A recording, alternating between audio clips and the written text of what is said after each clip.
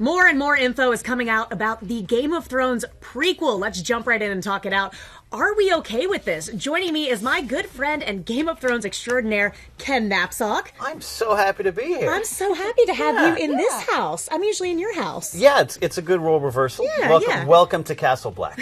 And E.T.'s own Queen of Dragons, also my good friend, Leanne Aguilera. Hi, Ash. Thank you so much for having me. I'm so excited to chat all about the show. Yeah, let's dive right in. So the show is set thousands of years before the events of Game of Thrones and chronicles the world's descent from the golden age of heroes into its darkest hour. This tells us so little. It's beautifully vague. But also kind of a lot. Yeah. How do you guys feel about the time period that the prequel is taking place?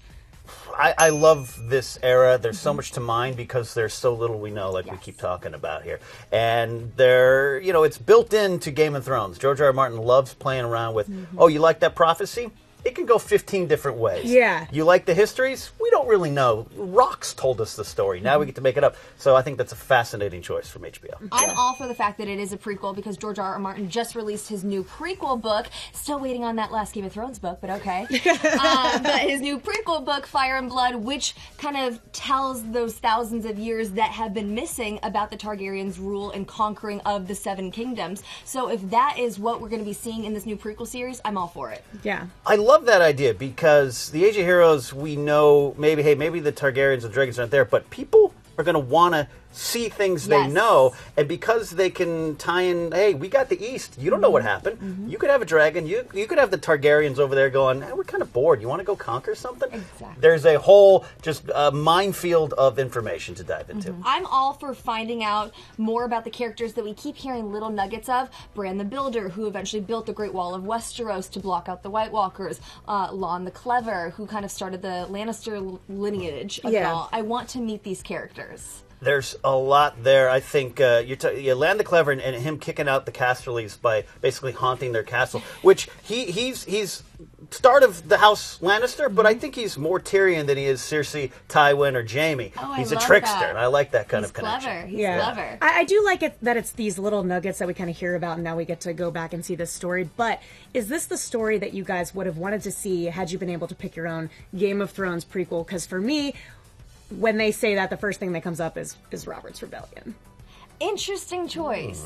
Well, there are still 4 other successor shows in the works at Game of Thrones. There was initially 5, but one of them has been axed. So this is only just one of the successor shows, as George R. R. Martin likes to put it. But I feel like we could see that entirely, too. I feel like this is turning into a whole Star Wars universe. Hey, I'm okay with that there. Yeah, Robert's Rebellion, the Dance of Dragons, all those kind of Targaryen civil wars. There's a lot of great stuff. But I think going about what we were talking about with people want to something new, but tied to something they know. Yeah. There's a lot of these houses, even whether they're beginning or not, their names, their castles, their locations we're familiar with. I think that's why they went with this, and you can't go wrong with Game of Thrones, Ash. I want to talk about some of the cast. We have apparently led by Naomi Watts and this actor Josh Whitehouse, who is pretty much a newcomer, but then we have kind of this slew of fresh-faced cast. Is there anything off the bat that you kind of see where you're like, I can see where this is going, or anybody that you think might be related? Well, first of all, I just want to say I love the fact that they are mostly all unknown actors, because that's what they did for Game of Thrones. Right. They launched these actors into superstardom. It wasn't right away, but these people, I'm sure their Twitter feeds are blowing up right now. Yeah, and Jamie Campbell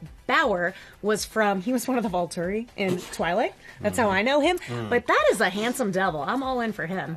Yeah, and I think we were discussing what we think it might be. We think he's a little bit of a Targaryen. He definitely... I mean, he looks like... what's Danny's brother's name? Viserys, yes. Viserys. Yes. Yeah, little Viserys there. And what about Naomi Aki?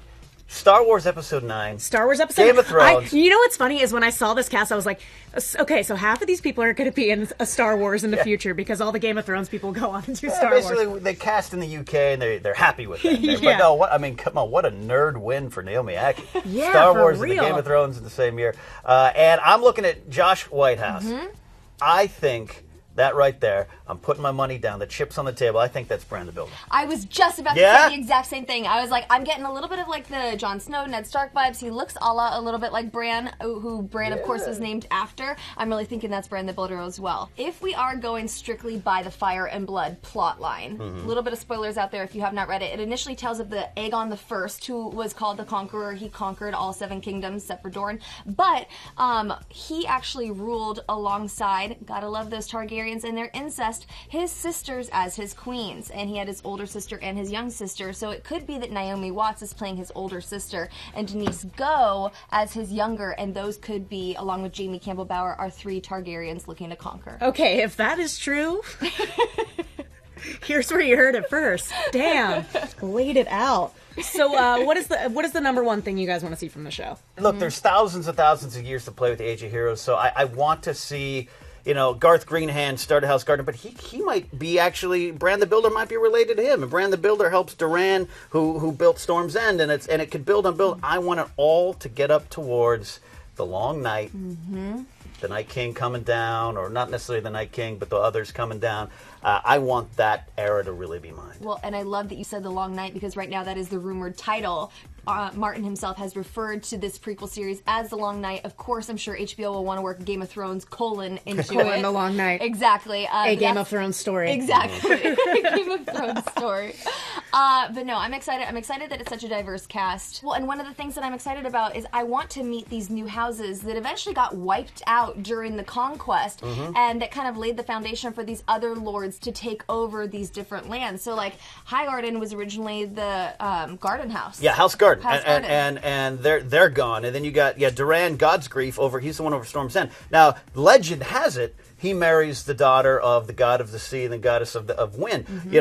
And they say Naomi Watts, I love your theory, but Naomi Watts could be a socialite with a secret, right? Ooh. Oh yeah, that's what we're hearing. What if her secret is, I'm a child of the gods? It could be anything like that. Or George R. Martin could be saying, hey, it's more normal than the legends told, and it's just this power and politics at play as things are established and built. That's, I don't know. George likes to work magic in, though. Well, by the old gods and the new, I'm excited to see what happens. Wow, love that line. So we've hashed it all out. Overall thoughts, Ken. Are we okay with this?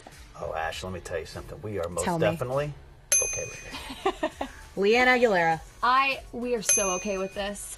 Ask me after Game of Thrones ends, and I'll let you know my real answer, but right now, I'm okay with this. I gotta say, I was really hoping for a Robert's Rebellion thing, but now after talking with you guys, I am more okay with it. But we want to hear from you guys. Let us know whether or not you're okay with the Game of Thrones prequel. What's the number one thing you want to see? Guys, thank you so much for joining me. Ken, what are you working on? I'm working on a lot of things. I'm always talking into microphones. You can follow me at Ken Napzok, and I got my new Game of Thrones podcast, Casterly Talk, coming out soon as we build up to season 8. I can't believe I'm not ready. I'm not in game watching shape yet, but I'm getting there.